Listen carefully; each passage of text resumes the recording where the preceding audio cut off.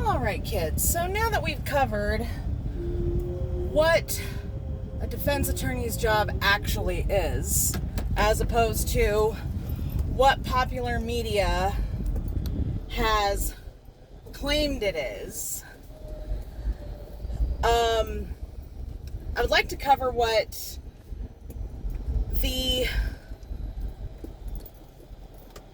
the actual job of the judge is, because I see this shit a lot when there's a big story in the news or some shit. You see this a lot when, like, somebody's been released despite some pretty serious sounding charges. The judges are bound by the laws that they have been created. Now, true, legal precedence has a lot of leeway on that, but it doesn't cover everything. And a good portion of the time, judges are restricted based off of the laws that they have to follow. A judge is not this all-knowing, all-seeing, all-powerful entity in the courtroom like the media has made them out to be. They're just not. And I get so angry. Here, let's clean the camera real quick. I get so angry, and in fact, my boyfriend has hounded me to watch Better Call Saul. Of course he has. We live in fucking Albuquerque. And I have busted my ass to not see Breaking Bad or Better Call Saul, because I just, and I tried to tell him, like, you don't want to watch shows like that with me, because when you watch shows like that with me, what's going to happen is a 1-hour episode is going to turn into a 4-hour lecture, because I'm going to pause it every time they get something wrong and explain how it's wrong. And this is where I have the problem with a lot of these shows and a lot of these creators, is instead of just knocking on an attorney's door, listen, attorneys love to talk. Love it. And they will gladly tell you, if you're a show creator, they will gladly tell you what is right and what is wrong, what is accurate, what is inaccurate, what's kind of because there's a lot of in the practice of law. But one of the many things that irritates me about these shows is that they have put into the public mind that judges are more powerful than they actually are. They are not. They are bound by the laws of their state. Now, let's turn off the radio. It's giving me the heebie-jeebies. Now, judges are bound by what they are allowed to do and what they are not allowed to do based off of the rules of procedure within their jurisdiction and the guidelines set forth in the laws themselves. So, if you are arrested for a violent crime here in the state of New Mexico, I don't know how it works in other states, but here in the state of New Mexico, if you are arrested for a violent crime, the prosecutor's office, the DA, will do what's known as a risk assessment. And what it basically is they're going through your general history, and they are determining, is this your first offense? If this isn't your first offense, is this your first offense of this kind? What were your other offenses? Are you heavily tied to the community? Have you had the same job for a long time?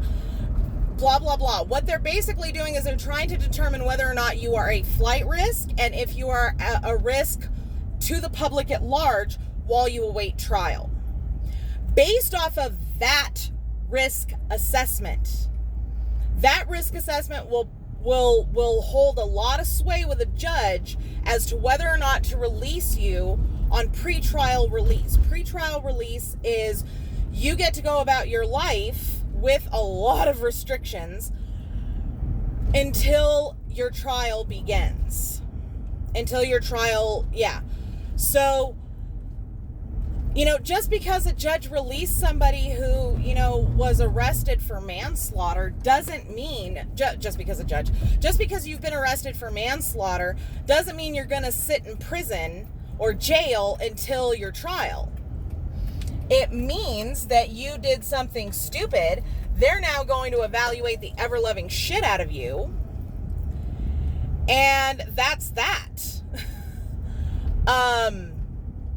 Now, if you've had a severe amount of priors, if you are known to be violent, if you have, if you're kind of a drifter and nobody knows who the fuck you are, they will tend to hold you. But the judge doesn't make that determination. A lot of times, the judges will very heavily weigh what the DA has to say about your potential risk and whether or not you stay locked up until your trial. The judge doesn't make that determination. Not on their own. There's a lot that goes into it. And even when they do make that determination, sometimes they're not allowed. Say you're arrested on murder. All right? But you have no priors. You have held the same job, a very good job for the last 10 years. You've got a family. You're heavily involved in the community. Blah, blah, blah. Your family's been in the area for generations, yada, yada, yada. The judge is probably going to release you on pretrial release. And the reason why that is if they don't, that gives the defense attorney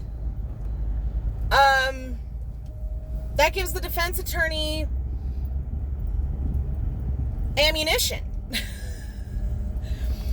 From the word go, from the minute you're arrested, the strategy part of everything, the legal strategy begins. On the part of the DA, on the part of the defense attorney, everything. So if the judge has no reason to hold you, whether you are arrested for murder or not, they're going to release you because they have to think ahead. They have to think at least 20 steps ahead. And if they violate your civil rights, that there is one of those technicalities y'all bitch about so much. Okay? It's not as cut and dry as everybody wants it to be. And I know what you're probably thinking. Well, Casey, why isn't it as cut and dry as we want it to be? Well, because that's not law, baby. That's not law. That's not how it works. All right? A murder is not just a murder. A burglary is not just a burglary. The totality of the circumstances weighs in very, very heavily on everything. And the sooner you guys get that through your heads, the better. Because I have seen far too many people thinking that they know what the hell they're talking about get up in arms about the stupidest little things. And quite frankly, you're wrong. And part of the reason why all of you are so up in arms is because of how the media portrays all of this stuff. They release the names of the suspects. They release the names of the defendants. They dig out little things from their histories. And then what happens? Everybody becomes an expert. Despite the fact that most of them have never actually passed the 5th grade.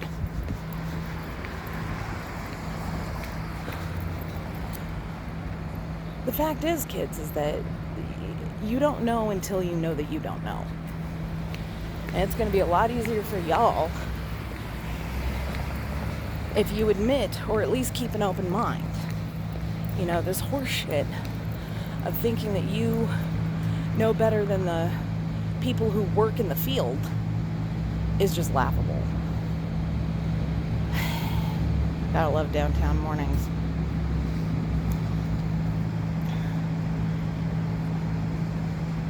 I just want you all to start looking at situations from all angles rather than convincing yourselves that you know better than those of us that work in the system.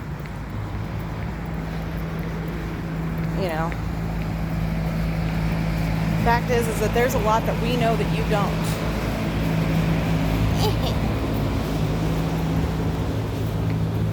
And we know it because we live it. This is not a 9 to 5.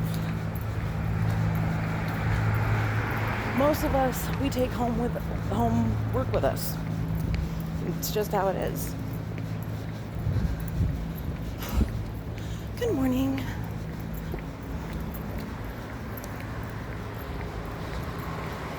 You know, if you pay more attention, and if you're going to be following these kinds of cases, or if this is just your interest, it would behoove you to avail yourselves of actual textbooks of criminal procedure, court procedure, investigative procedure. That way you can maneuver from a place of knowledge rather than a place of assumption. At any rate, don't forget to subscribe to me here on YouTube. Don't forget to follow me on Twitter. Or, I'm not on Twitter anymore.